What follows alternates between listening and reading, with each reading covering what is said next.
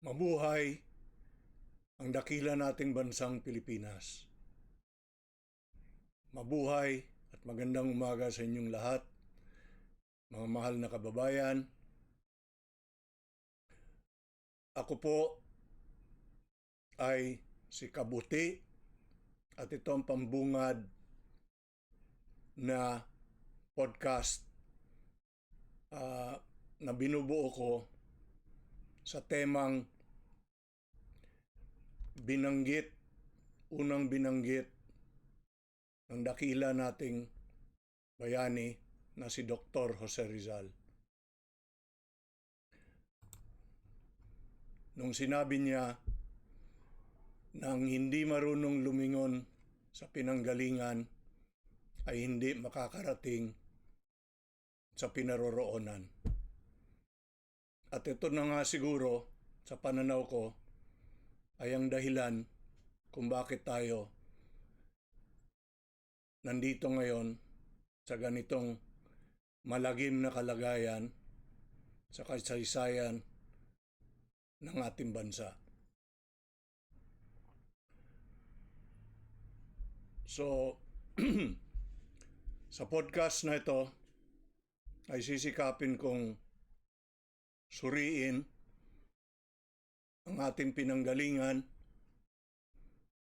at kung ano ang mga pangyayari na nagdala sa atin sa kalagayan na ito ngayon. Ang una pong, kung susuriin po natin ang nakaraan, ay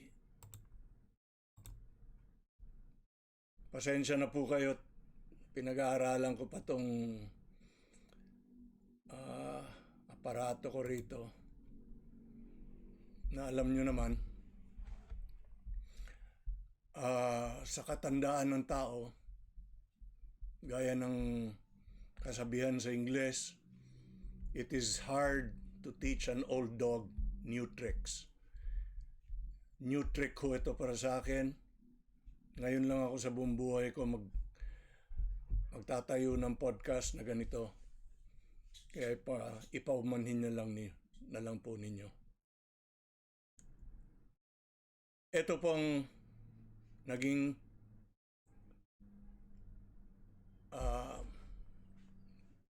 nakaraan ng Pilipinas.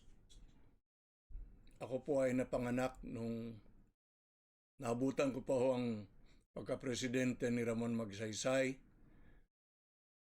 Pagkatapos sumunod si Carlos Garcia, nasundan ni Diosdado Macapagal. Pero nung panahon ni Ferdinand Marcos Sr. ay kung kailan ako nagkaroon na ng pag-iisip dahil nung kapanahonan na yon ay kumbaga 9 or 10 years old na ho ako. Ito po ang dinatnan ko. Makikita nyo na sa panahon na yon, maraming magagandang infrastructure ang natayo sa larangan sa edukasyon, sa infrastruktura ng bansa, sa kultura, sa sining. Nandyan ang Manila International Airport na tawag noon. Katapos na pangalan ng Ninoy Aquino International Airport. Pero tinayo yon noong panahon ni Marcos. At hanggang ngayon, sa nalalaman natin lahat, ay ginagamit pa ito hanggang ngayon. Na ibig sabihin, matatag at matibay ang mga tinayo noon. Nandyan ang Cultural Center bilang paraan na maka-enjoy tayo mga Pilipino ng sining at ng kultura, hindi lang na natin sariling kultura, kundi kultura rin na pinanggalingan sa ibang bansa para lumawak ang appreciation natin sa arte at sa mga magagandang bagay na ganyan sa buhay natin. Kaya yan ang pinanggalingan natin at ang malaking tanong na siyang susuriin nga natin sa podcast na ito ay ano bang nangyari sa mga sumusunod na taon at panahon na nagdala sa atin sa katayuan natin ngayon. Pagkatapos ni Marcos, alam naman ninyo, ang sumunod ay maraming mga administrasyon. Umpisa na nung kay Cory sa 1986, nung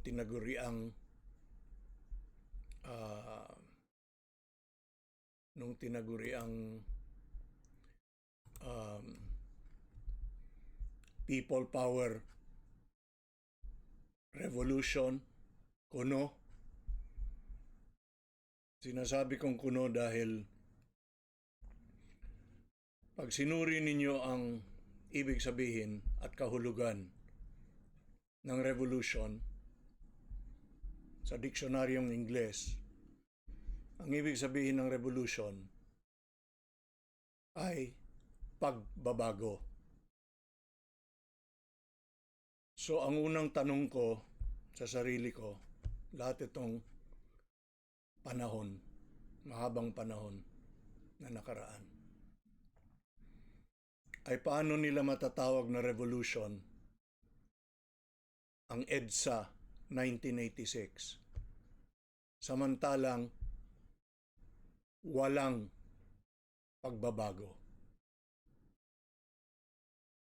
At ang nangyari ay nabaon pa nga tayo sa mas malagim na sitwasyon ngayon.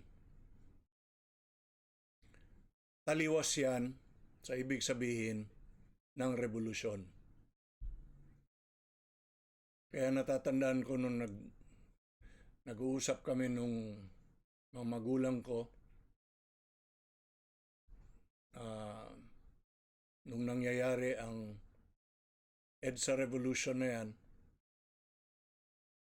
ay agad-agad kong sinabi sa magulang ko na hindi ako naniniwala na magkakaroon ng pagbabago. At kung ang mama ko ay isang tinatawag na optimista, lagi ang bright side, kumbaga, ang tinitingnan. Tinanong niya ako kung bakit ko akala o naniniwala na hindi magkakaroon ng pagbabago. Ang sabi ko sa kanya, ma, tatlong anak mo. Ako ang panganay, may sumusunod sa akin na lalaki din. At ang bunso natin ay isang babae. Kung sa isang tunay na revolusyon na nagkaroon na dumanak ang dugo, nagkaroon ng karahasan, ay kunyari nawala ang 2 mong anak na lalaki. Sabi ko, buong buhay mo, maski mag-iisa ka lang, magdadala ka ng placard sa Malacanang araw-araw at pupwesto ka doon, maski nag-iisa, dala ang placard mo dahil malaki ang naging kabayaran ng pagbabago. Binuwis mo, nawala sa iyo ang buhay ng 2 mong anak. Pero dito sa nakikita natin sa television, sa kasalukuyan, ito ay isang malaking party. Kumbaga street party ang nangyari sa atin. At yan ang tinatawag nilang EDSA 1986 Bloodless Revolution. At yun na nga ang naging problema. Hindi ko sinasabing inasahan ko na nagkaroon sana ng dugo na dumanak. Ang ibig kong sabihin ay wala tayong sakripisyong ginawa. Bumaba si Marcos nang sadyang hindi niya ginusto na magkaroon ng karahasan. Kaya umalis na lang ang mama na nung tinanong siya ni Ver kung bubuwagin na ang EDSA Revolution na yon, ay inutusan niya si Fabian Ver na Chief of Staff noon na huwag. At minabuti na lang niyang bumaba ng mahinahon. Kung baga, nakatsamba po tayo. At itong mga sumunod kay Marcos na laging binibida na sila ang restorers ng demokrasi ay umpisa na nga ng pagbubudol na tumagal ng 30 taon hanggang na dumating naman ang kasunod na matinong presidente natin na walang iba kundi si Rodrigo Roa Duterte noong 2016. So ang nangyari po dito, mga minamahal kong kababayan, ay sinuwerte po tayo na pinag-isipan ni Marcos na magbitiw na lang na walang karahasan, na meron naman sana sang dahilan dahil siya ang nahalal na presidente at inagawan siya ng kanyang pwesto nung nangyari ang EDSA Revolution. At tandaan po ninyo na ang EDSA Revolution na tinagurian ay a street party music festival dyan sa EDSA Corner Ortigas Avenue. Nakuta nga rin ng mga lumalaban sa rehimeng Marcos noon dyan sa Ortigas Center. Ito po ay pagtitipon, tandaan ho ninyo, ng 2 milyong katao. Samantalang ang bansang Pilipinas noon ay kinalolooban ng 55 milyon, kung hindi ako nagkakamali. Biro nyo, magkikita-kita ang 2 milyon sa EDSA Corner Ortigas, mag-iimbita ng mga musiko, magtatawanan, magro-rosaryo, magkakainan, at yan ang binibida nating revolusyon. Huwag ho tayo magtaka kung bakit hindi tayo pinagpapala ng isang magandang kinabukasan hanggang ngayon. Ang problema nating mga Pilipino ay lagi tayong may loto mentality. Umaasa tayo lagi sa mga milagro. Sa halip na talagang bumuwis tayo ng oras, bumuwis tayo ng sikap, bumuwis tayo ng sakripisyo para makamit ang gusto nating makamit. At kaya tayo pinagsasamantalahan ng mga politiko natin dahil alam nila na madali tayong budulin. Sa mga magagandang salita, mga magagandang bola, lalo na ng mga abogado dyan sa politika natin, na puros kasinungalingan na lang ang alam. Tapos tayo, lulok ng lahat na yan. Huwag tayo magtaka kung bakit tayo nandito. Susuriin po natin ang ating pinanggalingan. Suriin po natin ng mabuti kung ano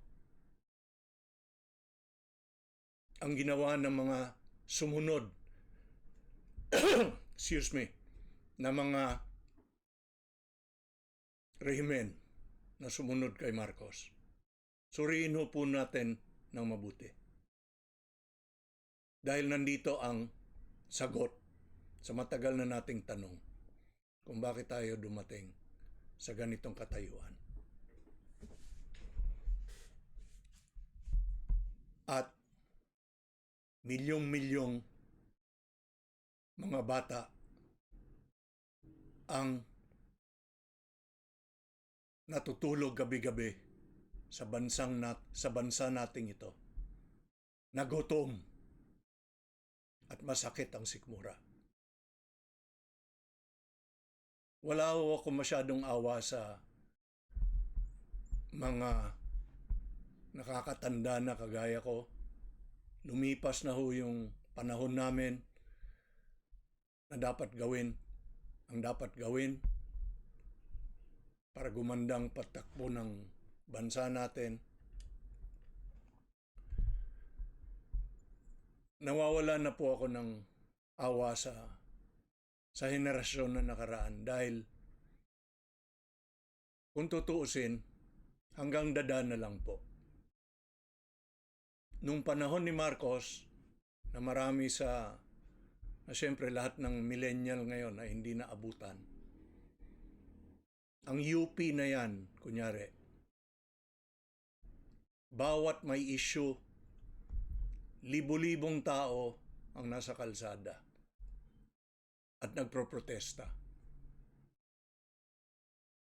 Ang nangyari, dala na rin ng bagong teknolohiya ngayon. Akala ng mga millennials, akala ng lahat ng mga nakababatang mamamayan ng Pilipinas ngayon na ang pagbabago ay madadala lamang sa mga palike-like sa Instagram, palike-like sa Facebook at lahat ng mga teknolohiyang ito. Sa madalit sabi, nakasama ho ito. Nakasama ho ito sa atin at tayo mismo hindi natin nakikita na ito na nga ang nangyayari sa atin. At ang mga politiko na nalalaman din ito, syempre, nagsasamantala. Wala, bayaan mo yan silang magdadak hanggang mangitim ang mga at manigas sila. Wala naman talaga magawa yan. Magla-like lang yan sa Facebook at kung ano-ano. Madalit sabi mga kaibigan, wala na sa kultura natin ngayon ang sumikap at magsakripisyo para sa bansa natin. At alam ito ng mga politiko at pinagsasamantalaan po ito. Kaya wala na silang ginagawa dyan kundi magpayaman at bahala na tayo lahat sa buhay natin. Ang pangyayari ngayon. So yan ang mga pangyayari na taon-taon ay lumalala, umpisa nung pagkaluklok ni Cory Aquino.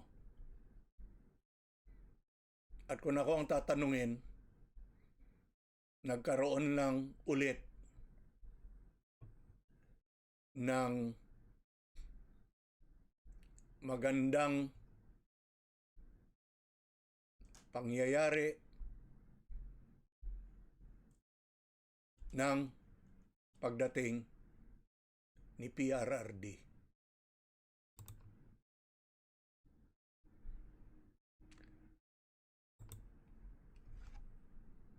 At dito rin natin makikita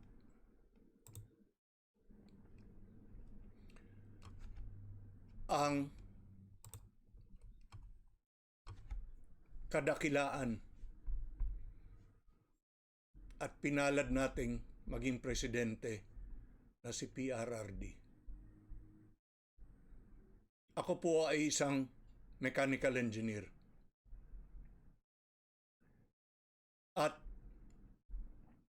dahil dito, nakikita ko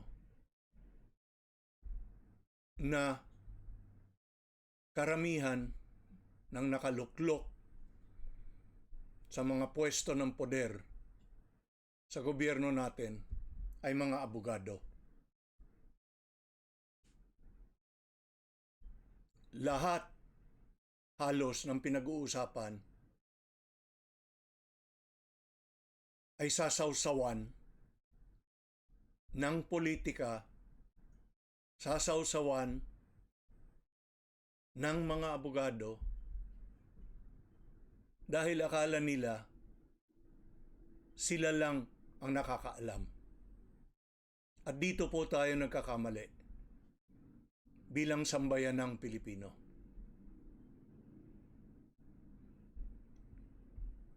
Kung tutuusin, iilan lang abogado ang talagang idol ko dito sa Pilipinas. Nag-umpisa yan kay Manuel Quezon na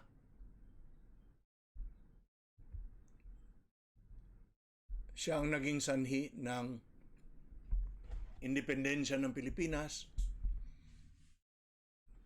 Tinapatan niya ang mga Amerikano at hanga rin sa kanya mga Amerikano.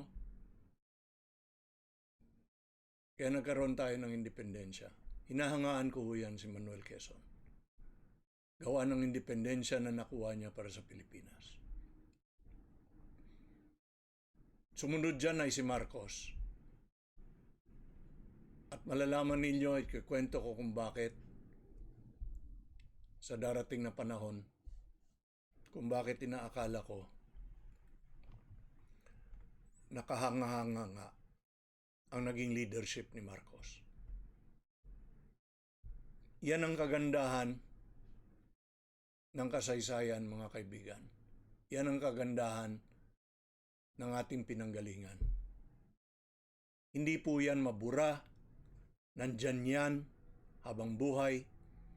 Hindi kagaya ngayon na lahat ay panandalian lamang. Binobola tayo ng kaliwat kanan. Binobola tayo ng mga politiko natin, ng lahat ng mga abogado, na sa halip na magsalita ng totoo, ng katotohanan, ay walang ginagawa sa mga Senate hearing, kundi baluktutin ang tuwid at ituwid ang baluktot at magsinungaling ng katakot-takot. Pagkatapos, nasumpain nila na magsasabi sila ng katotohanan at katotohanan lamang. At nakikita natin ito lahat. Kaya kung bakit nganga tayo sa mga abogado na walang ginagawa kundi magsinungaling, ay yan na lang ang lagi kong tinatanong sa sarili. At kung bakit ko hinahangaan si Rodrigo Roa Duterte ay dahil siya ang unang politiko na dumating ngayon nung 2016 na bilang isang abogado. Kaya nga siya ang ikatlo. So nandyan si Quezon, nandyan si Marcos, at pagkatapos nandyan si PRRD na siya kong hinahangaan bilang abogado. Dahil isa ito sa mga abogado na totoo. At ito ang patunay. Tingnan niyo po sa screen.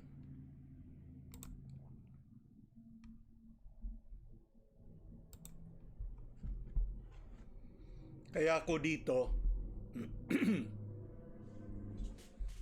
dito binanggit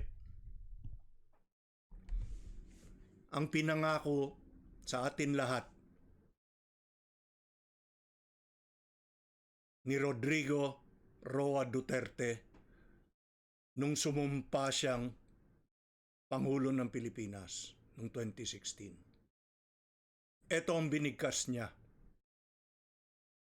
I do solemnly swear that I will faithfully and conscientiously fulfill my duties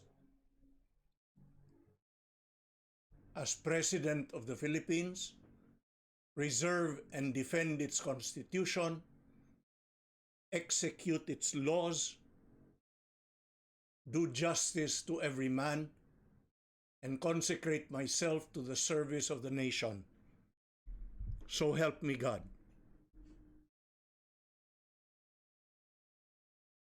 Kung suriin natin ang bawat salita ng binigkas ni PRRD noong 2016 bilang bagong presidente ng Pilipinas, at tinabi natin ito sa mga pangyayari na sumunod, makikita natin na ito ay isang mama na pinapahalagahan lahat ng lumalabas sa bibig niya. Hindi ito pangkaraniwang abogado na magsisinungaling sa bayan. At nakita ho natin. Nandyan din sa screen natin ang ginawa niya. Umpisa na lang sa war on drugs. Tingnan nyo yung napakalaking rehab center na tinayo niya sa Northern Luzon. Nueva Ecija yata ito. Rehab center ng mga drug addict. Okay? Nandyan ang 29,264 kilometers ng kalsada. Nandyan ang 5,950 na mga tulay. Nandyan ang 11,340 projects ng flood control, 222 evacuation centers, 150,149 na mga classrooms, at 653 COVID facilities. At ito rin ang mama na nagmamahal sa Pilipinas at nangako kampanya pa lang na hindi niya papayagan na sirain ang kinabukasan ng Pilipinas, sirain ang buhay ng mga bata sa pamamagitan ng drugs. At nung tinutupad niya, at itong nakakainis sa ating mga Pilipino kung tutuusin, kung kailan tinutupad ng isang tao ang binigkas niya at siya niyang pinangako at kung bakit siya binoto ay dahil nga doon sa mga binigkas niyang pangako na gagawin at nang ginawa ay siya pang masama. At hahayaan natin na habulin siya ng ICC. Kabobohan po ito, mga kaibigan. At kung sino pa ang tumutupad sa binigkas niyang pangako sa sambayan ng Pilipino ay siya pang pahihirapan sa halip na sabitan ng 20 medalya hanggang sa kamatayan niya. Nagtataka ba tayo kung bakit tayo kinakarma ng mga masasamang mga politiko? Ay dahil nga sa masamang ugali na ito na kung sino ang tumutupad sa tungkulin at tinutulungan tayo ay siya pang pahihirapan natin. Itong masamang ugali na ito, itong madilim na ugaling ito, ang nagdala sa atin, palagay ko, sa katayuan natin ngayon.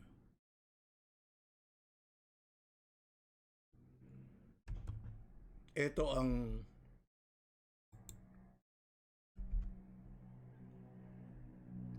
pang karandagang, ito pa ang ibang nagawa ni PRRD na nakalista rito. At hindi pa nga ito kompleto, pero ito yung mga malalaki. Nilabanan ng droga, linyabanan ang abuso ng mga dambuhalang kumpanya na umaapi sa tao. Siguro natatandaan nyo yung Manila Water.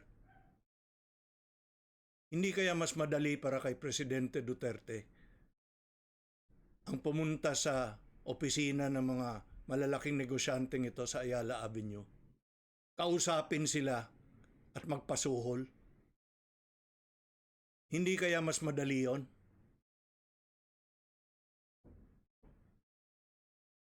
Bakit hindi niya ginawa yon? Bakit niya minabuti na awayin pa itong mga taong ito? Hindi ba mas madali ang pumunta na lang doon at magpasuhol gaya ng ginagawa ng maraming ibang politiko? Lahat yung mga presidente na sumunod kay Marcos, isang tawag lang yan ng mga malalaking negosyante sa Makati, sa Ayala Avenue at sa Makati Avenue. Isang tawag lang po yan. At ika nga sa Ingles, they will pull their pants down and bend over. Yan ang gawain. Umpisa ng pagluklok kay Cory. Kaya makikita ninyo na walang iba kundi ang mga kaibigan, mga kamag-anak, at mga malalaking negosyante na dati pang malaki ang siyang namamayagpag hanggang ngayon. At sina-challenge ko po kayo na magturo sa akin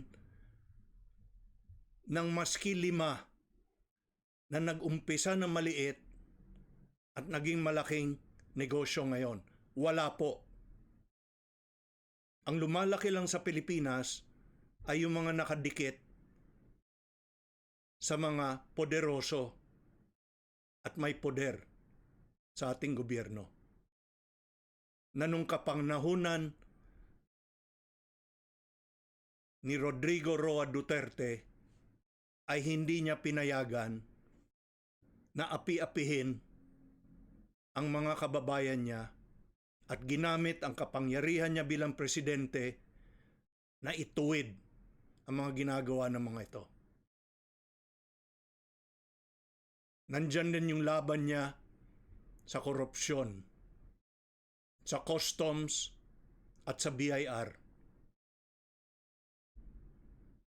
At hindi lang ako nagkaroon ng panahon pa ngayon, pero sa susunod na mga edisyon ng podcast kong ito, ay ipapakita ko po sa inyo. Dahil natatandaan ko pa at hinahanap ko pa lang, merong lumabas sa TV noon na yung magagandang mga kotse na binawi ng customs dahil hindi nga binayaran ng taxes at linabag ang batas, ay pinabulldozer ni Duterte. Yan ang leader na malinis. Yan ang leader na matino. Yan ang leader na talagang dapat hangaan. At ano ang ginagawa ng marami sa mga ayaw sa kanya? Isusubo sa ICC. At nagtataka kayo kung bakit tayo hindi kinakarma rito? Sino sa palagay ninyo, kung naniniwala kayo sa isang Diyos, sino sa palagay nyo ang nagpadala kay Rodrigo Roa Duterte sa bansang ito noong 2016? Kakamkamin na naman ng iilan ang kredito niyan? Hindi. Ang nagpadala po kay PRRD sa atin ay ang Diyos. At nakita nyo naman na tama ang taong pinili ng Diyos. Lahat ng pinangako niya nung kampanya, lahat ng pinangako niya sa sinumpaan niyang tungkulin nung naging presidente ay ginampanan po at hindi ng bola, hindi nag-iwas posoy kung may pagkakataon na masampal siya ng malaking pera.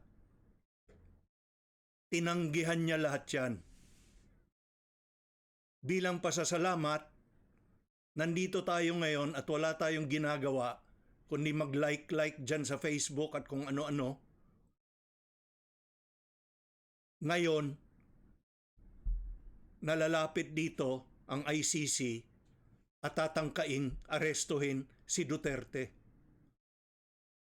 Ang kauna-unang presidente pagkatapos ni Marcos, kung akong tatanungin nyo, na ginampanan ang sinumpa niya sa Pilipinas. At ang pagsasalamat natin bilang bansa ay hayaan na pumasok dito ang ICC para arestuhin si Duterte. Ano ba tayo, kulang-kulang? Wala ba tayong isip? Kaya ko ito tinayo, kaya ko ito binuo, ang podcast na ito, mga kaibigan. Ay dahil nakita ko na bagamat ang kinabukasan natin ay nasa sarili nating kamay, hindi po natin sinusuri ng mabuti ang pinanggalingan. Hindi tayo natututo ng mabuti sa nakaraan. May kasabihan nga ho sa Ingles, di ba? Those who do not learn the mistakes of history are doomed to repeat it. Ito na nga nangyari. Lahat ng kamalian sa kasaysayan ng Pilipinas, sa halip na matuto tayo mga kaibigan, ay inuulit-ulit lamang natin. Nandyan na nga yung mga politiko na walang ginawa kundi pangakuan tayo ng isang magandang bansa, isang maganda at malinis na pamahalaan. Ano ang nangyari? Tinupad ba nila? Hindi nila tinupad. Kumbaga, binudol tayo lahat ng mga ito. Umpisa nung pagluklok ni Cory hanggang na dumating si Duterte at inayos ang kamalian. So doon sa mga binudol tayo sa napakatagal na panahon na 30 years, yun pa yung paulit-ulit nating, yun pa ang paulit-ulit nating binoboto bawat eleksyon. Hindi ba nangako si Binay nung tumatakbong vice presidente na gagawin niyang Makati lahat ng syudad ng Pilipinas? May isa ba na naging parang Makati nung naging vice presidente si Binay ng 6 na taon? Pero lahat ng kamag-anak niya, bobotohin natin. Di ba? Mamulat po tayo, mga minamahal kong kababayan. Dahil sa totoo lang, walang mangyayari sa bansa natin habang ganito tayo mag-isip. Hindi tayo nag-iisip ng malalim, naniniwala tayo sa pambubudol, naniniwala tayo sa kasinungalingan. Wala sa atin ang susumpa ang isang witness sa Senate hearing na sasabihin niya ang buong katotohanan, pagkatapos lantaran sa harap ng television, magsisinungaling at okay lang sa atin lahat. Napapatawa pa tayo. Ginagawa pa nating katawa-tawa. Sa halip na dapat damputin na yan dyan mismo kung napatunayan ng nagsinungaling at dalhin na sa kulungan.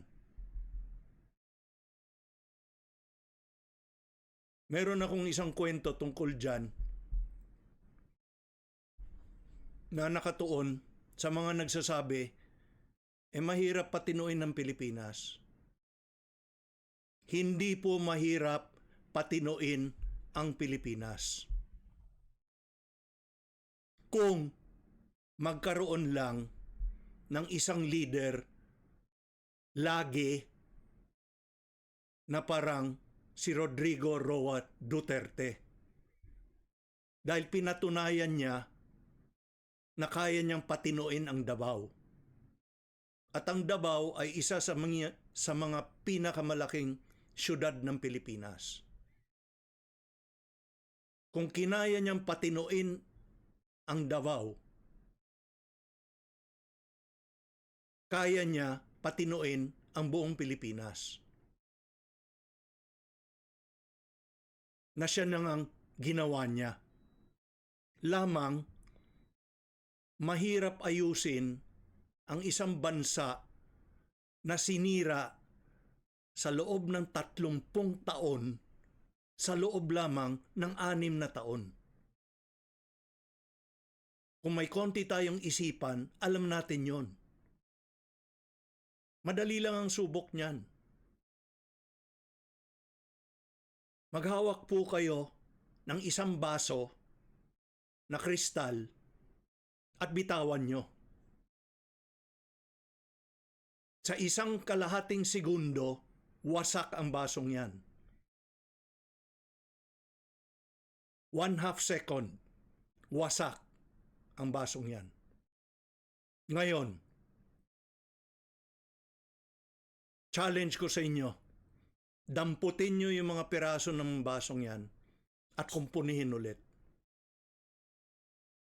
At tatanungin ko kayo kung gaano katagal aabutin yan. Ganyan ang ibig kong sabihin, mga kaibigan. Madali ang sumira at nagkaroon sila ng 30 taon para sirain ang bansang ito. Ang pinagtatakahan ko nga is hindi pa tayo lubog. Alam niyo kung bakit hindi tayo lubog?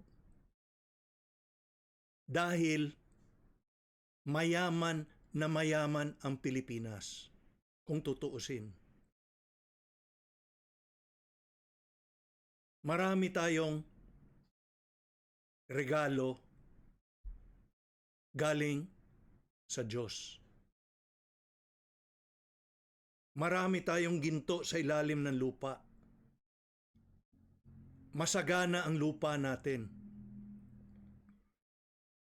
Hindi tayo binigyan ng malamig na panahon na mahirap magtanim pag taglamig.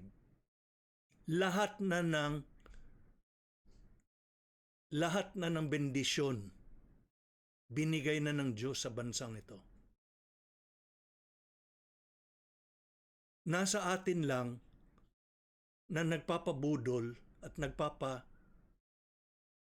tayo sa mga pinipili nating mga politiko na bulok. Hindi na kasalanan ng Diyos yun. Kaya lahat kayo na pumupunta sa mga simbahan at iniistorbo ang Diyos na ayusin ang problema ng Pilipinas, mali po yun. Kung makinig lang kayo ng mabuti, siguro binubulungan na kayo ng Diyos. Hindi. Lahat kayo, gawin nyo ang dapat nyong gawin, bawat isa sa inyo, sa nakakayanan nyong gawin. At nasaan nga yan? Nasa kapangyarihan ng bawat Pilipino sa pagpili niya ng tamang leader. Kaya nga tayo may eleksyon. Pero pati sa eleksyon, nagpapabudol pa rin tayo. Ano magagawa ng Diyos sa ganyang klaseng tao? Na lahat ay binigay na niya, tayong hindi marunong gumamit ng kapangyarihan na binigay sa atin. Tapos ang Diyos ang ituturo natin na ayusin lahat ito. Tama kaya yun? Kung ako ang Diyos, ang sasabihin ko sa Pilipino, binigay ko na sa inyo lahat. Nandyan ang likas na yaman. Ipinapanakaw nyo sa mga politiko nyo. Kasalanan ko ba yun?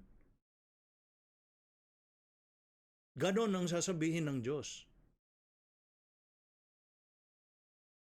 Kaya mga kaibigan, tingnan na natin ang magagawa nating bawat isa sa atin bilang mamamayan ng bansang ito. Kung ano ang magagawa natin para sa minamahal nating bayan at para gumandang kinabukasan nating lahat. Huwag na ho tayo umasa sa iba. Kung magsasama-sama tayo at gagawin natin lahat, tiyak uunlad itong bansang ito. Unang-una, nanggaling na ho tayo doon. Kaya ang alas na sa atin na. Ang problema, Ang problema, sinugal natin sa mga walang hiya natin mga politiko. Bawat eleksyon, nagpapabudol tayo. Nagpapabili tayo. Sa halagang 100 pesos, 500 pesos, 1,000, ibebenta natin ang kaluluwa natin. Hindi ko sinasabing huwag niyong tanggapin. Tanggapin niyo. Pera naman ninyo yun eh. Galing sa politiko. Pero yang nag-aabot sa inyo ng pera ay siyang magdanakaw din sa inyo. Pagkatapos yan mahalal. Kasi hindi magpapatalo yung mga yan. Hindi malulugi yan, ni piso. Ang mga politiko natin sa Pilipinas ay ang pinakamagagaling na mga negosyante. Maniwala kayo.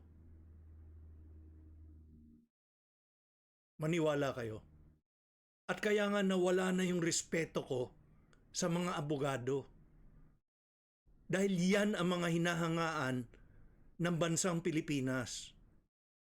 Ang mga abogado. Pero kung tutuusin ninyo, ano ang track record ng mga abogado?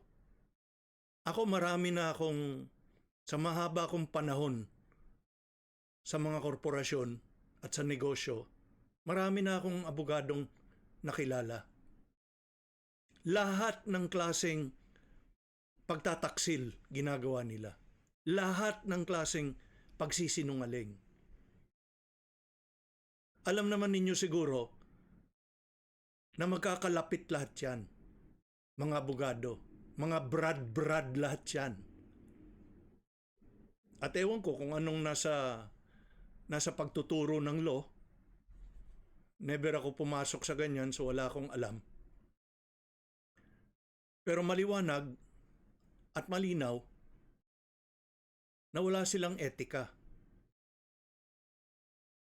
Ewan ko kung tinuturo ang etika sa law. Siguro meron, pero tulog sila nung may lectures tungkol sa etika. Dahil nakita ko rin sa tunay na buhay, wala pang isang abogado ang nagsabi sa akin na tagilid or wala sa lugar or siguradong matatalo ako. Lahat ay sasabihin, hindi, may habol tayo dyan, may laban tayo. May laban tayo. Yun ang sinasabi sa kliyente. Anong klaseng etika yun? Na alam niya, sa loob-loob niya, na walang kalaban-laban tong kaso ko. Talo talaga ako rito. Pero sasabihin sa akin na oo, may laban tayo boss, may laban. Pagkatapos, brad niya pala yung kalaban na abogado. So ano sa palagay niyong nangyayari dyan? Brad, bahala ka na ha, sa akin. Matatalo ako rito eh. So pagbibigyan yung brad niya dahil alam niya panalo-talo, babayaran siya ng kliyente. So kaya maski matalo ako, bayad pa rin yung abogado ko. Saan ka nakakita ng profesyon na ganito? Ang ethics. Natalo na yung kaso, natalo na yung kliyente niya, sisingilin pa niya ng malaki. Tapos, kung mas malaki yung suhol sa judge nung kalaban, mangungumisyon din doon sa brad. Aba, kaliwat kanan. Pakabig lahat. Anong klaseng etika ang profesyon na ganito ang ginagawa? At hindi nyo masabi na nag-iimbento ako dito o fake news ito. Ilang beses ko na nga ho naranasan ito. At kaya nawala ang respeto ko sa mga abogado. Hindi ho ito personal, wala akong masamang tinapay sa mga abogado. personal. Ang karanasan ko ang nagturo sa akin na bako-bako ang etika ng mga mamang ito. At kayo naman, nakita nyo rin siguro, lahat yan na sumumpa sa Senado, 90% ng sinusumpaan nila na katotohanan ang sasabihin, kasinungalingan ng lumalabas. At nakikita nga ninyo. Oh, ito mga hearing ng PI, hindi ba katakot-takot na kasinungalingan ng lumalabas dyan? May isa ba sa kanilang nakulong? May isa ba sa kanilang na-disbar? Tinanggalan ng lisensya? Ito lang ang profesyon, mga kaibigan. Hindi ako name-personal dito. At merong magagaling, I am sure, maraming magagaling dyan ng mga abogado. Pero hindi pa ako nakatagpo. At itong ang tatlo, bilang gobyerno natin, ang nahangaan ko lang. Si Quezon, si Marcos, at si Duterte. Maski na ba, mga abogado sila, pero mga abogadong marangal ang mga ito. Si Ramon Magsaysay na siyempre isa rin sa pinakamagaling nating presidente ay mekaniko ng mga sasakyan. Ni hindi man lang abogado. Kaya dyan na natin nakikita na mali-mali yung mga hinahangaan nating mga tao. At kaya pati ang mga kabataan ngayon ay nawawalaan na ho ng pag-asa. At ito ang pinakamasakit sa atin. Ito ang pinakamasaklap sa sitwasyon ngayon. Na pati ang mga kabataan ay nawawalaan na ho ng pag-asa. Nagi-give up na ho sila sa ating mga dapat nakakatanda sa kanila, mas nakakaalam, suklam na ho ang kabataan sa ating matatanda. Dahil nakikita nila na wala tayong isip. Na winawaldas natin ang kinabukasan nila. At ngayon habang tayo dito naglulukohan, milyon-milyong mga bata ang natutulog gabi-gabi sa Pilipinas, sa mayamang bansang Pilipinas, natutulog gabi-gabi, nagutom. Ito ang pananagutan ng lahat ng mga nambubudol sa atin ng mga politiko dahil nasa kamay nila ang ayusin, pagandahin at paangatin ang kabuhayan ng bawat Pilipino. Pero ang ginagawa po nila ay linlangin tayo lahat, hut-hutan tayo lahat, at bahala na tayo lahat sa buhay natin. So, at ang karamihan ng gumagawa nito ay mga abogado. Kaya nga ang tanong ko, anong klaseng ethics ang tinuturo sa law school? At kung ganito na lang, nagsisisi nga ako na ang pinasukan ko ay engineering. Dahil ang hilig ko sa buhay, maliit pa lang, ay bumutinting ng kung ano-ano at kumalikot ng anong makinarya. Pati yung sasakyan ng dad ko noon, akong mekaniko niya eh. Kasi yun ang hilig ko. Kaya ako pinasukan ng engineering. Pero dito maliban sa itong tatlong hinahangaan kong mga presidente ng Pilipinas na abogado. Sino ba diyang mga abogado ang nakapagbago ng bansang ito. Kung tutuusin. Sinong ekonomista dyan na dada ng dada araw-araw na dapat nating pagkaharap natin yung mga foreign investors ay dapat tayong tumuwad dahil kailangan natin ng foreign investor. Hindi natin kailangan ang foreign investor. Ang yaman ay nasa Pilipinas. Ang ginagawa ng foreign investor ay pagsamantalahan ang kayamanan ng bansa para lumikom ng limpak-limpak na salapi na hindi man lang nila iniiwan sa Pilipinas, dinadala yan sa sarili nilang bansa. At yun ang pinapalago. Yun ang pinapaganda, ang sarili nilang bansa. Pero ang pawis nanggagaling sa Pilipino. Ang likas na yaman ay nanggaling sa Pilipinas. Lahat yan.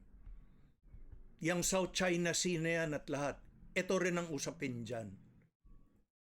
Likas na yaman natin ang nilalawayan ng mga foreign investor.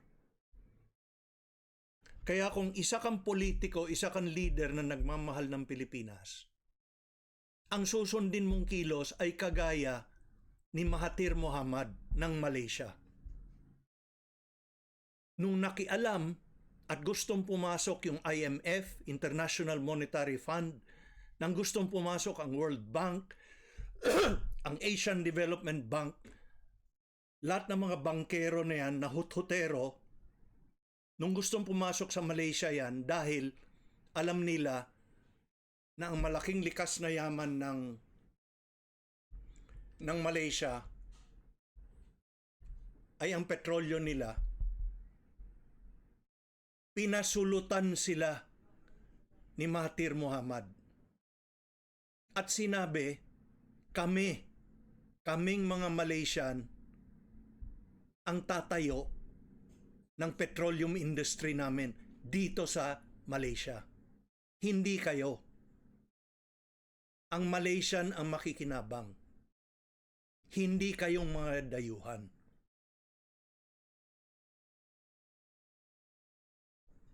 See? So nasaan ang huling nakita ko na may ganyang damdamin ay walang iba kundi si Duterte.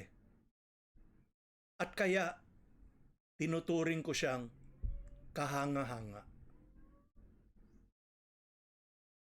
At alam niya ito tungkol sa mga abogado. Kaya siya mismo binibida niya. Di ba binibida niya? Kampanya pa lang. O nung naging presidente. 75% lang ako sa eskwela noon. Di ba tinutulak nga siya ng nanay niya tungkol sa mga grado niya. Anong nangyari? Kasi marangal na tao, matalino, may isang salita, may prinsipyo, 75% lang siya na abogado. Pero siya pang naging isa sa pinakamagaling na presidente natin. Diyan yung nakikita na wala sa diploma. Nasa dugo ng tao, nasa pagkatao ang isang leader. Hindi porke tatayo ka dyan bawat Lunes at ilalagay mo yung kamay mo sa puso mo habang tinataas ang watawat ng Pilipinas, ay isa ka ng leader na magaling, ay isa ka ng nasyonalista, ay isa ka ng Pilipinong nagmamahal sa bayan. Pakitang tao lang lahat yan. Ang nasa loob ng puso ng bawat tao ang importante. Yung hindi nakikita at hindi man lang dinadaan sa bola at pinapatunay na lang sa gawa. Ang mga kagaya ni PRRD. Matutuho tayo sa mga ganyang leksyon ng kasaysayan, mga kaibigan. Dahil eto, parating na naman ang sunod na eleksyon. 2 taon pa lang ito si Marcos. Pinag-iisipan na yung mga kasunod na eleksyon at kung ano-ano. Samantalang gabi-gabi, milyon-milyong mga bata ang natutulog na gutom. Tama kaya yon? At pagpalaan kaya tayo ng Diyos pag ganito ang kilos natin?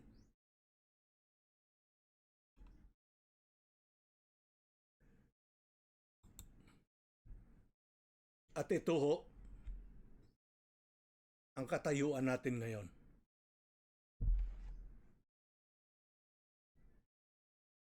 At ang malaking tanong, bakit dito tayo naparoon ngayon? At yun na nga, nakatali yan sa wala nating kakayahan na lumingon sa pinanggalingan at pinakamahalaga sa lahat, matutunan ang mga leksyon ng nakaraan. Kasi kung susuriin ninyo ang nangyari sa lahat ng panahon ngayon sa Pilipinas, paulit-ulit lang po. Hindi naman masasabi na kauna-unang beses itong mangyayari sa atin. Paulit-ulit ho na nagpapabudol tayo sa mga politiko natin. Sa mga susunod na kabanata nito, ng podcast na ito, isisiwalat ko ho sa inyo ang naging experience ko sa System Abacus na prinisinta ko po sa COMELEC noong 1986. Sarili kong kakayahan, sarili kong pera, sarili kong panahon. Gumawa ho ako ng isang digital system na 1986 pa lang ito. Prinisinta ko sa COMELEC. Hindi nila pinansin. Hindi nila pinag-isipan. At sinabi sa akin ng kaibigan kong sumuporta sa akin sa mga dyaryo at sumulat ng mga maraming article tungkol sa System Abacus noon, na siyang election system. Sabi niya sa akin, alam mo, tutulungan kita. At tinutuon niya yung pangako niya sa akin, si Larry Henares, na manunulat para sa Inquirer noong 1986.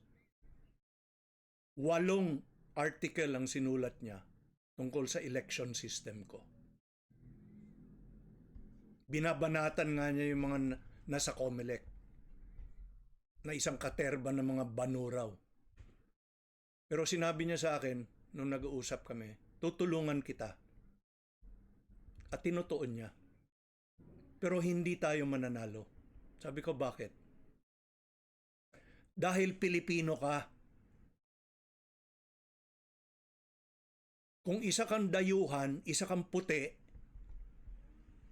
mabilis pa sa alas 4, nakanganga lahat yan sa COMELEC para tanggapin ang inaalok mo. Lalo na kung merong komisyon sa ilalim ng mesa na kasama. Pero sa sistema mo, aabutin sila ng gutom. Unang-una, hindi yan kayang kalikutin. Dinesign mo ng ganyan na hindi makalikot. Sino sa COMELEC ang may gusto ng sistema na hindi makakalikot? Gutom ang aabutin nila. Walang pera sa ganyan.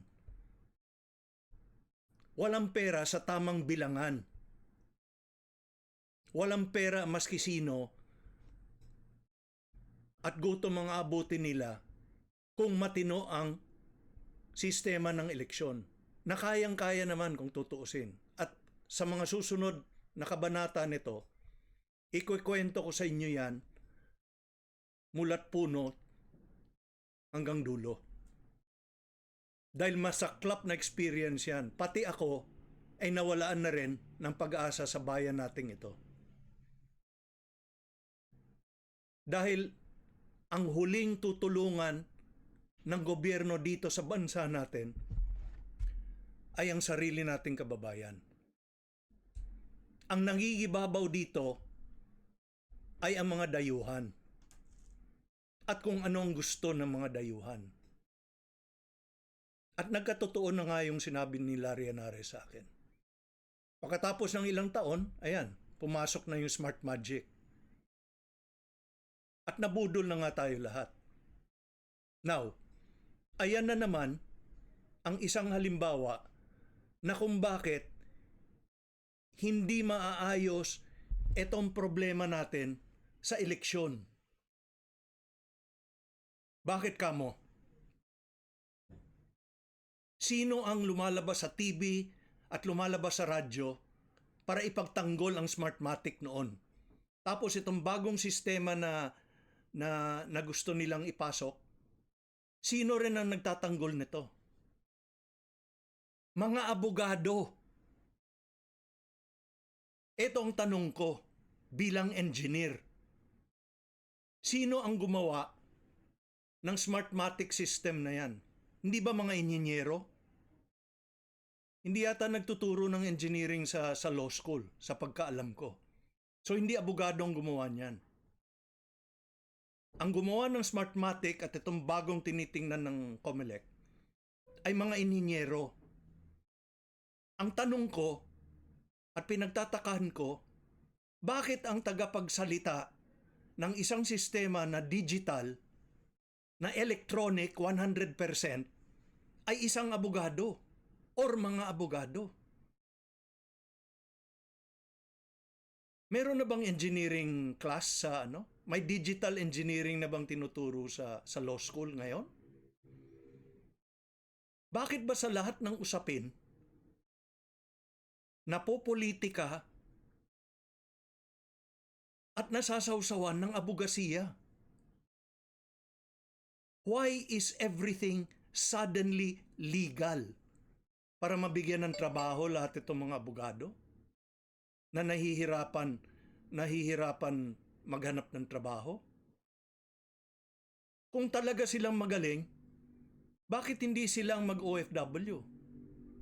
Dapat silang hinahanap ng lahat ng bansa ng buong mundo. Kagaya ng hinahanap ang magagaling nating mga inhinyero sa Pilipinas at hinahanap na magagaling nating mga trabahador na nagiging OFW. Kaya nga 12 million ng mga kababayan natin ay wala sa Pilipinas.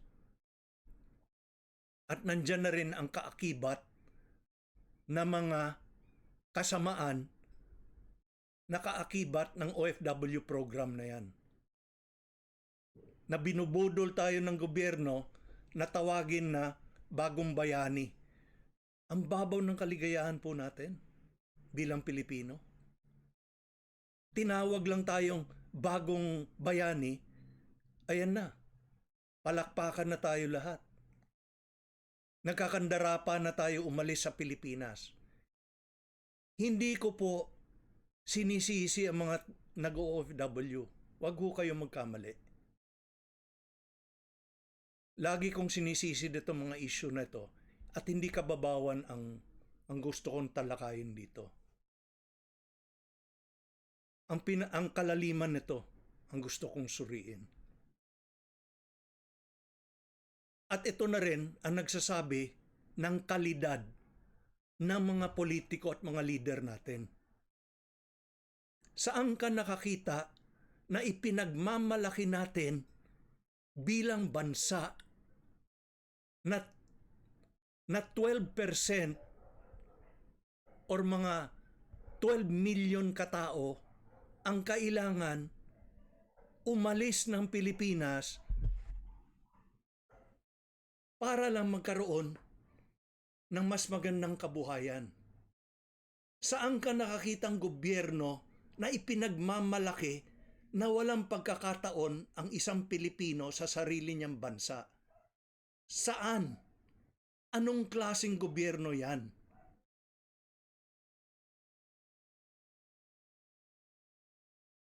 Kaya kung ako ang mga politiko at leader ng Pilipinas, mahihiya ako. Hindi ko ipagmamalaki na 12 milyong Pilipino ay kailangan umalis sa sarili nilang bansa, magkawatak-watak ang pamilya, magkasira-sira, malulong sa drugs, at lahat ng kaputahan na nangyayari dyan sa OFW system na yan. Alang-alang lamang na magkaroon sila ng mas magandang kabuhayan. Anong gobyerno ang nagpapalaki niyan?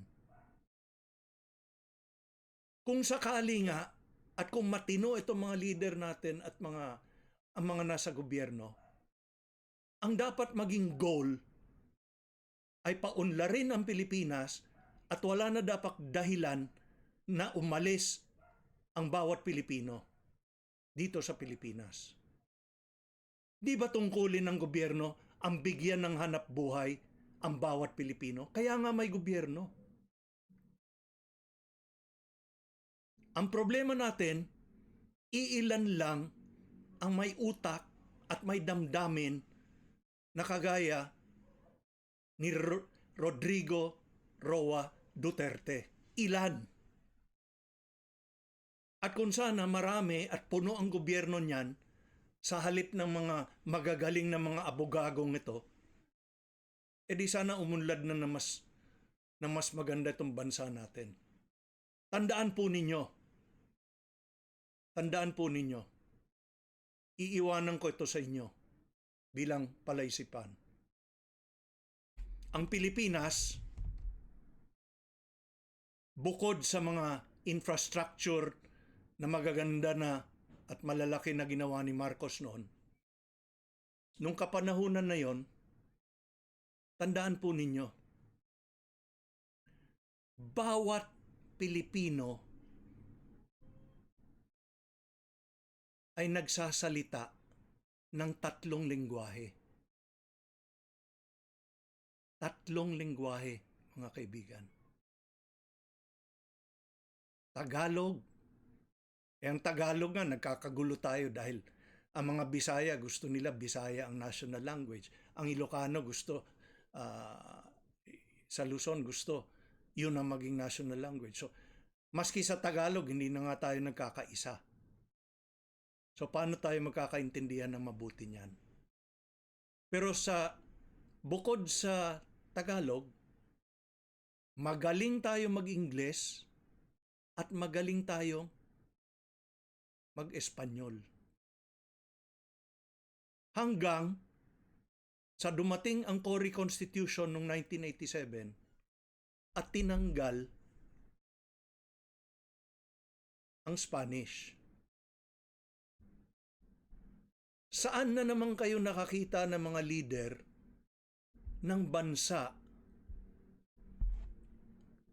na nagawang budulin tayo at lahat ng magulang sa Pilipinas na ang tinuturo noon sa mga anak nila para pag nakabiyahe, nakapunta sa maski saan, ay kayang kausapin ng ibang bansa, ang ibang tao. Natatanggalin nila ang Espanyol sa curriculum. Anong klase mga utak meron itong mga leader natin? Hindi ba nila alam na mga Amerikano natututo ng inchik dahil nakikita nilang pagkakataon ng China at magnegosyo doon? So gusto nila, marami sa kanila, nagbabayad na malaki para matuto ng inchik. Tayo, number 2 tayo noon. Ang nagtalo lang sa atin sa ekonomiya ay Japan. Number 2 ang Pilipinas. Dapa ang Vietnam, dapa ang Cambodia, dapa ang Laos, dapa ang Myanmar, dapa lahat yan. Number 2 tayo. Japan ang number 1. Okay? Saan tayo ngayon? Angat lang tayo sa Bangladesh. Bangladesh ang nasa pinakailalim. At tayo nasa ibabaw ng Bangladesh. Ang Vietnam, Cambodia, Myanmar, lahat na yan, naunahan na tayo. Samantalang tayo dati ang ikalawa sa buong Asia. Kaya nga tama yung sinasabi ni Rizal. Kung hindi tayo marunong lumingon sa pinanggalingan, hindi talaga natin mararating ang paroroonan na gusto natin. Nandoon na nga tayo noon. Nagpabudol lang tayo sa mga tao. Umpisa yan, sa palagay ko, sa 1987 Constitution, na binibida ng mga dilawan ay napakagaling, nag-restore ng democracy, nabalik ang demokrasya sa Pilipinas. Mga sira pala sila. Walang demokrasya ho sa kahirapan. Walang demokrasya sa kahirapan. Maniwala po kayo sa akin.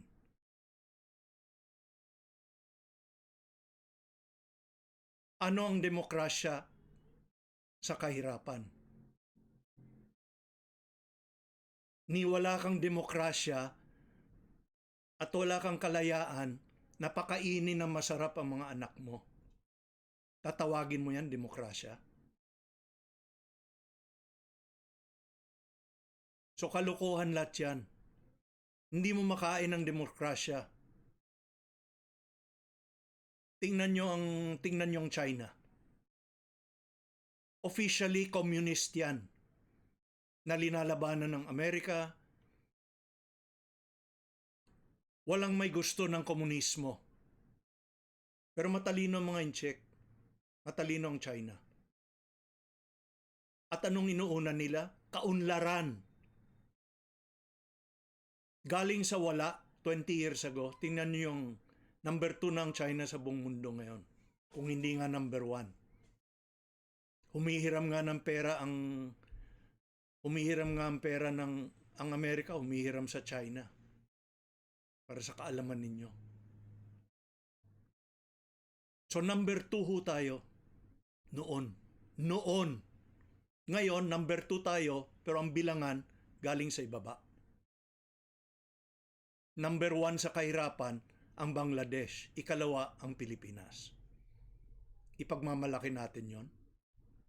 So, accomplishment yon. Pagkatapos ni Marcos. Mag-isip-isip po tayo. 3 lengguwahe. Bawat Pilipino.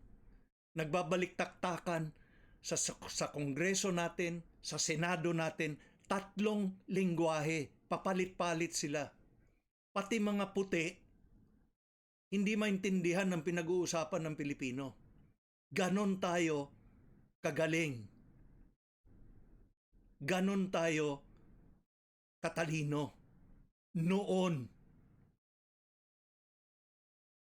Kaya pag tiningnan nyo ang banner logo ko rito, at ang gusto kong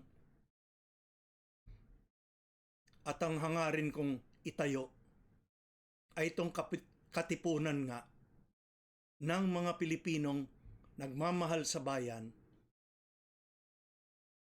na kokontrahin natin ang kasinungalingan na siyang bukang bibig ng halos bawat politiko. Hindi ko nilalahat. Sa lahat ng sasabihin ko po, huwag niyong isipin na nilalahat ko. Ang nakararami na politiko natin ay sinungaling. Kasi kung hindi totoo itong sinasabi ko na ang karamihan ng mga leader natin ay mga sinungaling at mga budulero, wala tayo sa ganitong katayuan. Tama? So logic lang yon. Logic lang yon. Common sense. Para sa inyo dyan, na magtatanggol sa mga dilawan, sa mga pinklawan na yan at kung sino, ano-ano pang ibang kulay. Nasaan ang ebidensya? Nandito pa rin yung mga gutom na bata. Milyon-milyon na gutom na bata. Nandiyan pa rin yan. Sino nagsasalita para sa kanila? Naririnig ba ninyo yan? Pinupulong ba ninyo yung mga bata na yan sa Senado? Kaliwat kanan yung mga investigasyon ninyo at lahat? Hindi ninyo nakikita yung milyon-milyon na mga bata ritong gutom? Natutulog ng gutom gabi-gabi? Hindi ba kayo nababagabag ng konsyensya nyo yan, mga leader? 60 pesos ang bigas? Ang ipagmamalaki nyo yung OFW natin? Na tumatakas lang dito sa kahirapan ng Pilipinas? Yun ang gagawin yung bagong bayani? Samantala, yung tunay natin na national hero, si Dr. Jose Rizal, para sa kaalaman ninyo lahat, 24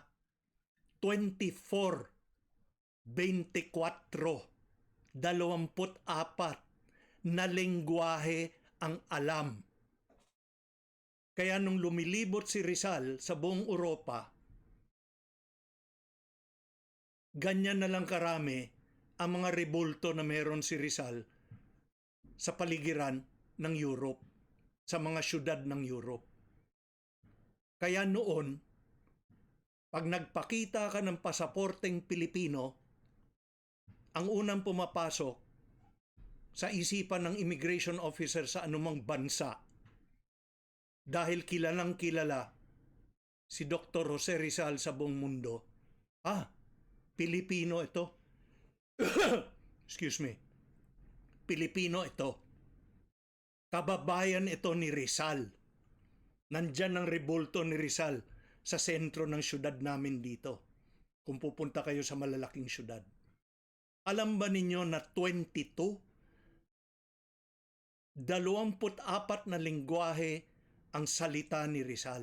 Kaya maski saan mo ihagi si Rizal o saan siya pumunta, kaya niyang magtalumpati doon sa lengguwahe ng nakakaintindi sa kanya.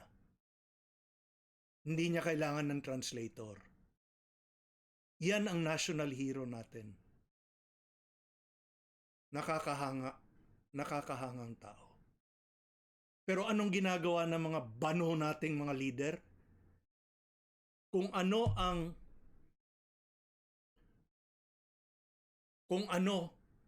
ang kakayahan ng national hero natin na si Jose Rizal na magsalita ng 24 languages na maintindihan siya halos ng lahat ng tao sa buong mundo, kabaliktaran ang ginusto ng mga politiko at mga leader natin para sa mamamayan ng Pilipinas. At ginawa tayong mangmang lahat. Umpisa na sa pagtanggal ng Spanish na dati-dati pinag-aaralan ng bawat batang Pilipino. Okay? Lahat, pati Kongreso natin, pati pakinggan nyo yung mga tulumpati ni Manuel Quezon. Nakakatalumpati si Manuel Quezon sa Ingles, na napakagandang Ingles, napakagandang Espanyol, at sa Pilipino din. Hindi ba nakakahanga yun? So bakit tayo pumayag na yung meron ng benepisyo sa atin noon na nakakapagsalita na tayo ng 3 lengguwahe, lahat ng Pilipino, bawat Pilipino ay isang maliit na Rizal na pag pinakita mo yung pasaporte mo sa maski anong dako na mundo, paghahangaan ka ng immigration officer dahil sasabihin niya, Pilipino ito, kababayan ito ni Jose Rizal. Ngayon, magpakita ka ng pasaporteng Pilipino, kulang na lang duraan. Dahil ang alam nila, Mga budolero ang mga politiko natin na hilahalal natin bawat eleksyon. Nagpapaloko tayo sa maski sino-sino. Nagpapaloko tayo sa mga foreign investors. Lahat na lang, nagpapaloko tayo. At bakit hindi tayo magpapaloko? Ni hindi nga natin kaya silang murahin sa sarili nilang wika. Na si Rizal noon, 24 lingwahe ang alam niya. Kung gusto kanyang murahin sa lingwaheng naintindihan mo, sa wikang naintindihan mo, kaya niya. Ganyan ang isipang Pilipino noon.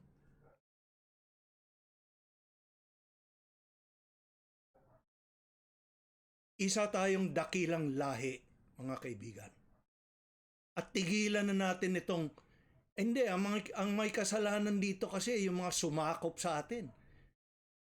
Nakaraan na po yun. Walang kaibahan yun sa sisihin si Marcos sa lahat ng nangyayari hanggang ngayon. Ganun ba tayo kabobo? Lagi lang tayong naghahanap ng masisi. Bakit tayo ganyan? Akuin natin na tayong may kasalanan nito lahat. Nagpapabudol tayo eh. Ito lang siguro ang bansa na alam ko na may dahilan tayo dito sa kinalagayan natin, puwera doon sa dapat sisihin talaga. Ang dapat dito sisihin ay mga budolero nating mga politiko. Ang mga magnanakaw nating mga politiko. At ang kawalan ng etika ng sino man nag-aaral sa law school. Na para sa kanila okay ang lahat. Pati manghazing at magpatay ng isang tao dyan na wala namang ginagawa para lang makasanib sa kanila. Bakit magpapakamatay ang isang tao para sumanib sa frat ng isang eskwela ng law? Kung hindi ba mali-mali ang isipan ng mga taong ito? Hindi ba kakulangan ng isipan yan?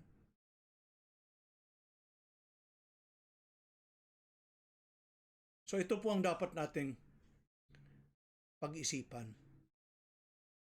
Okay? At marami sa mga nangyari na sa kasaysayan ng Pilipinas at sa nakaraan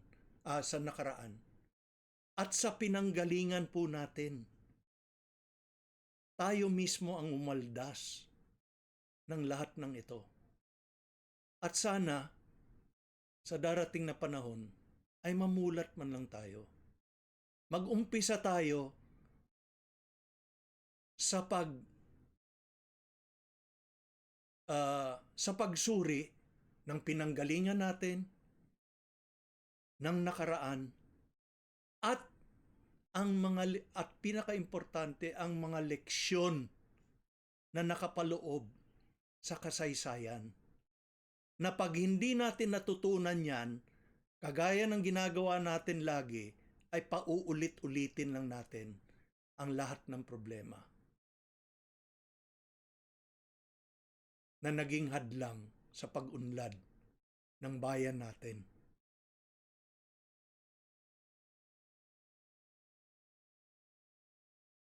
Pinanangginipan ko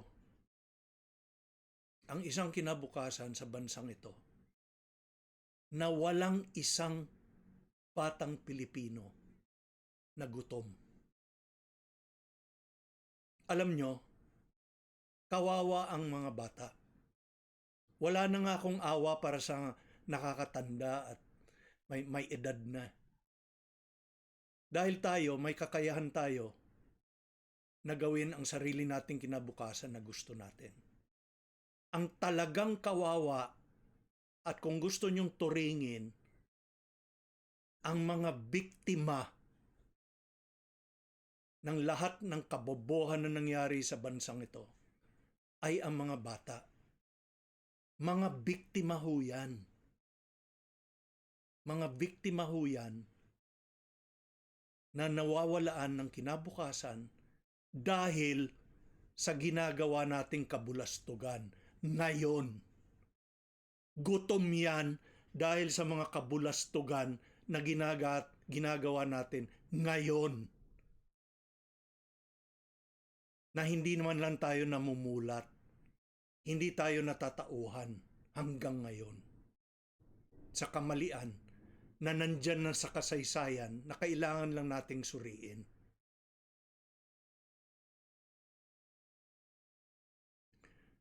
Sa pagsusuri ko ho ng matagal ng panahon, kaya nga kung titingnan ninyo itong banner na linagay ko dyan, hangarin ko po excuse me, ang bumuo ng isang katipunan ng mga kababayan natin na taas-taasan naman ang pananaw at pag-iisip sa mga isyong nangyayari.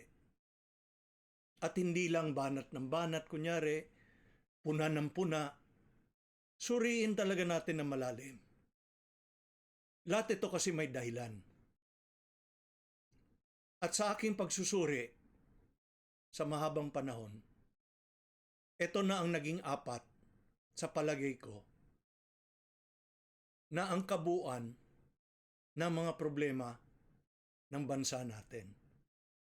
Na kung magawan natin itong apat na ito, na kalagayan at katangiang mali sa bansa natin ngayon, kung magawa natin ito ng paraan, ay palagay ko, napakaganda ng kinabukasan. At siguro, pag nakita ito ng kabataan, ay mabubuhayan na naman sila ng konting pag-asa sa ating mga nakakatanda sa kanila. Kasi sa ngayon, nawala na talaga sila ng pag-asa. Sa totoo lang. Marami na akong nakausap nung binubuo ko itong podcast na ito na mga kabataan. At iisang sinasabi nila, wala naman kaming magawa. Ganun na yan talaga. Yan ang hindi ako nakahandang tanggapin. Bilang isang ininyero, alam ko na marami tayong magagawa kung gugustuhin lang natin. Kung gugustuhin lang natin. So ito po ang, sa palagay ko, ang dapat natin tuunin ng pansin. Ang malaganap na kasinungalingan nangyayari sa lahat ng lugar na ngayon. Noon ang mga kumpanya matitino. Ang kasinungalingan, korupsyon, lahat na yan ay nakapasok na rin pati sa private sector. At nagsabuatan na rin sa mga magnanakaw sa gobyerno. Kaya talagang double trouble itong napasukan natin. So ayan, ito ang mga problema. Kasinungalingan, kamangmangan, komplikasyon. Para mapaliwanag ko lang, kami kasi na nag-aaral ng engineering or nag-aaral ng engineering, ang unang leksyon na ituturo sa engineering school ay ang tanggalin ang komplikasyon sa anumang proseso, sa anumang pinag-uusapan, sa anumang pag-iisip. Dahil ang isang komplikadong bagay ay mahirap buuin. Mahirap isakatuparan.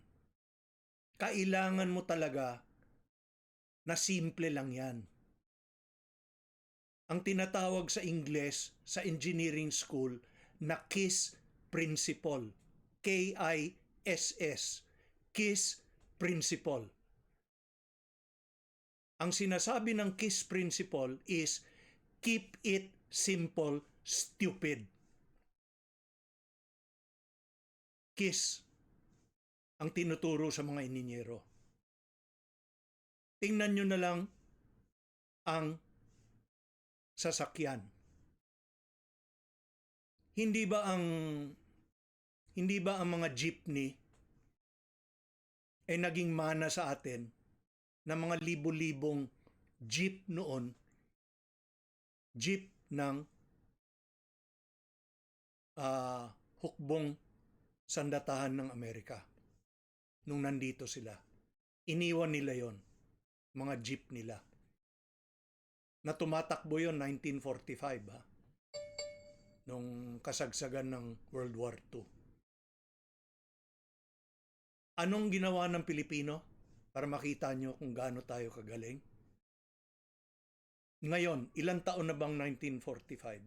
65 plus 20. Mga 80 years na. Tumatakbo pa rin ang mga jeep na yan ng mga Amerikano na ginawa nating jeepney sa kalaunan. So saan ka nakakita ang ganyang galing? Na hanggang ngayon, tumatakbo yan.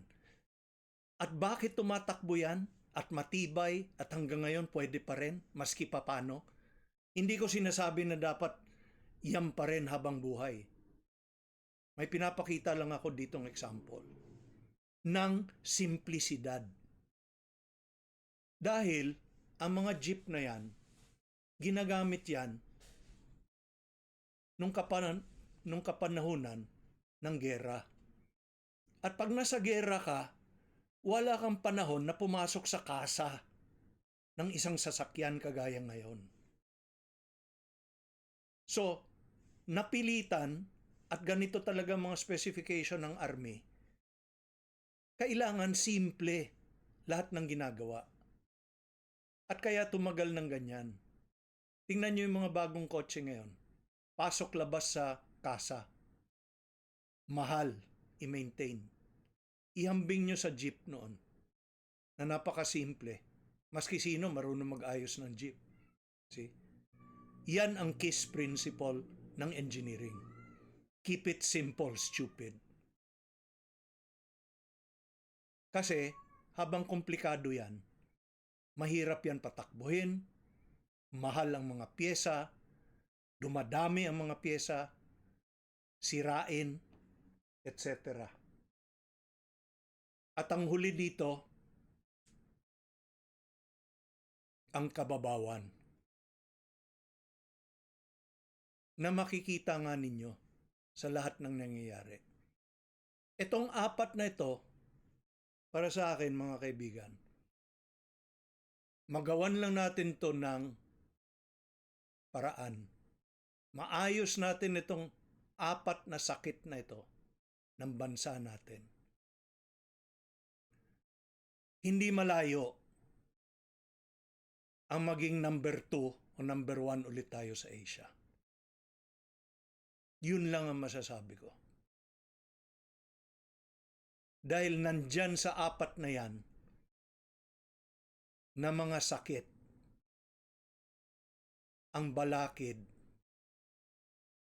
at ang salot sa kinauunlad ng bayang Pilipinas.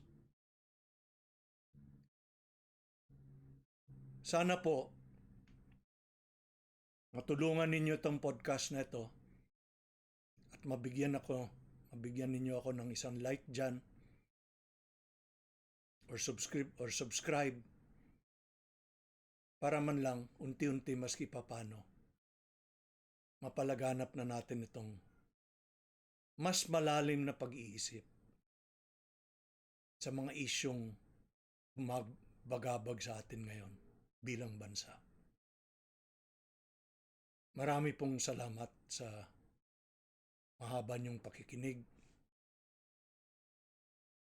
Marami pong salamat at mabuhay po tayong lahat, mga kababayan kong Pilipino. Hanggang sa susunod. Salamat.